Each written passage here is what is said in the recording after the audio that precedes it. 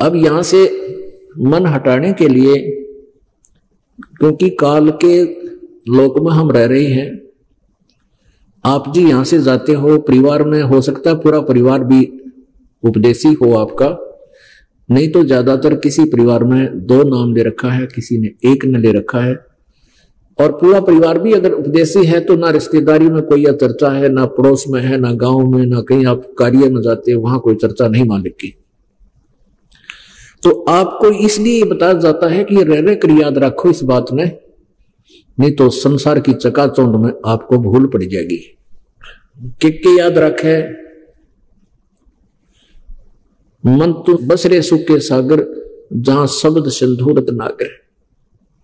Coat जन्म तन भ्रमत हो गए, कुछ ना हाथ लगा रे, कुकर सुकर खरबा बोरे, कौआ हंस बुगारे। कोटि जन्म तू राजा क्यों ना, मिटी न मन की आशा, भिक्षक होकर दर दर गुना, ये मिला ना निर्गुण रासा।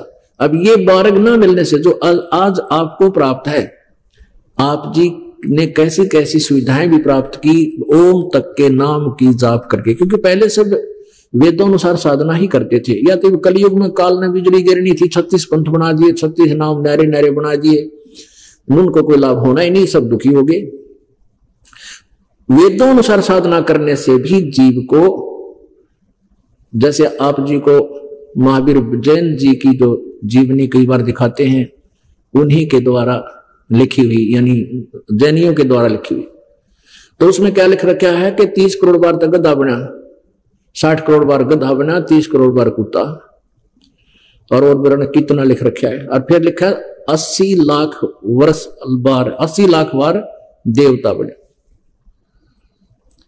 तो ये तो वो ये है यहाँ का कि पुण्य अलग लिखे जाते हैं, पाप अलग, पुण्य भी भोगने हैं, पाप भी। ये जो परमात्मा का जो विधान है ये क्लियर हुआ। तो 80 लाख बार तो देवता बन गए महावीर जैन जी का जी, और 60 करोड़ बार गधा, गधा तो एक कब बना बतेरा, 60 करोड़ तो बहुत बूढ़ा काम हो जाए उसके जी ने। तो परमात्मा ये बताना चाहते हैं, कोट जन्म तन भ्रमत हो गए और कुछ नहीं हाथ लगा रे। आज आप करोड़पति हैं और कल मृत्यु हो जाए फिर क्या, गधापति, उड़ा के तो कुमार का फंसा पावे दे लट्ठम लट्ठा। तो परमात्मा कहे कोट जन्म तन भ्रमत हो गए, कुछ ना हाथ लगा रे।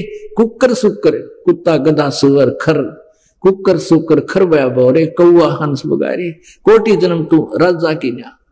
अब छोटी मोटी कोई सुविधा प्राप्त करके तू चौड़ा हो रहा है, करोड़ जन्म तक तू राजा बन लिया, फिर बुरान मट्टी होगा मेरा, और फिर मांगता फिर मनुष्य जीवन हुआ तो फिर माना कि तो मजदूर बन गया।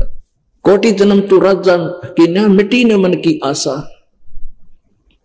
आप देखते हो जैसे कोई सरपंच बन जाता है तो इतना सोचा है मैं अगले बार चेयरमैन बनूं ब्लॉक का, फिर वो भी मान सूट बैठ जाए, सोचा इनका एमएलए में टिकट मिला है। एमएलए बन जाता है तो सोचा मंत्री का दाव तो लगे ही लगे, और मंत्री बन जाए है तो उकड़ू हो जाए, सोचे शायद अगली योजना में चीफ मिनिस्टर बन जाऊं। चीफ मिनिस्टर बनने के बाद ये उसकी नीति रहती है कि मैं प्रधानमंत्री बनूं, और फिर काल के बना देता है। जब इनकी पुण्य समाप्त हो जाते हैं वो वहीं कड़च कर देता है। जैसे पीछे आपने पढ़ा था आंध्र प्रदेश का मुख्यमंत्री जी हेलीकॉप्टर से क्रश हो गया, 3 दिन में तो उसकी लाश पाई थी, कित पड़े ऐसा हो, और उनकी पता नहीं क्या क्या आशाएं थी। बात ये नहीं है कि आप ना मरोगे हम ना मरांगे, लेकिन हम मरांगे तो लेकिन भक्ति की गिठड़ी बांध के ले जाएंगे संग्रह करके, हम खाली नहीं जावांगे। और इस भक्ति के कारण हम सतलोक पहुंच जाएंगे जहां कभी मृत्यु नहीं होगी। कहते हैं कोटि जन्म तो राजा की न मिट्टी न मन की आशा, नहीं यूं कर दूंगा यूं कर दूंगा, और फिर इतने टिकट कट ले, जो करना था वो छेड़े भी, वो शुरुआत भी ना करी जो करना चाहिए था मनुष्य जीवन से।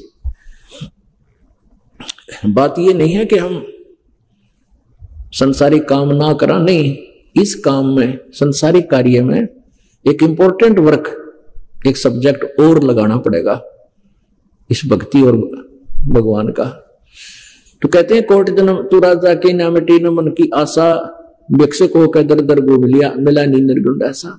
यानी ऐसी भी साधना तूने कर ली कि एक बार नगरी से भिक्षा मांग लिया और उसको जाकर रख लिया, खाली वो खाली, अगले दिन के लिए वर्क्स का टांग दिया करते, रोटियां कपड़े में बांध के बस सूख जाती थी, खराब नहीं होती, जो सूख जाती है, तो अगले दिन मांगने नहीं जाते थे, अगले दिन उनको भिगो के पानी में खा लेते थे। और भजन जो साधना उनको प्राप्त थी वो यथार्थ नहीं थी, यानी अन्य साधना जो सत्य नाम को छोड़कर जो भी साधना करते हैं वो तुम करके कहते हैं भिक्षुकों के दर दर घूम लिया, ये मिला नहीं निर्गुण रासा।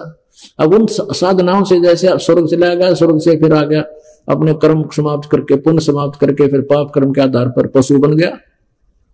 कहते मिला ना निर्गुण रासा, यानी ये मार्ग नहीं मिला तुझे।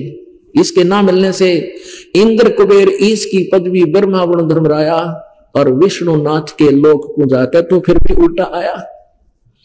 असंग जन्म तन मृत्या हो गए, जीवित क्यों नाम रह रे, और 12 मद महल मठ भोरे भोर ना दे धरे। अभी तक आप जी ने 10वां द्वार सुना था परमात्मा की वाणी में, 12वां द्वार को पार करके हम सतलोक में जाएंगे। अब पुण्यात्माओं, अब 12वां द्वार बताया जाता है तो एकदम झटका लगे। पुण्यात्मा तो इस चीज से प्रभावित होते हैं कि हमने तो आज तक 10वां द्वार सुना था, तो 12वां द्वार परमात्मा की वाणी और ये संत बता रहे हैं तो भी बहुत अच्छी बात है, क्योंकि दास जो बताएगा वो अपने सदग्रंथों में लिखी होगी और जो सदग्रंथों में लिखी वो फाइनल होगी। तो हमने 10वां द्वार सुना था। 10वां द्वार तो काल के लोक में ही रहने का है।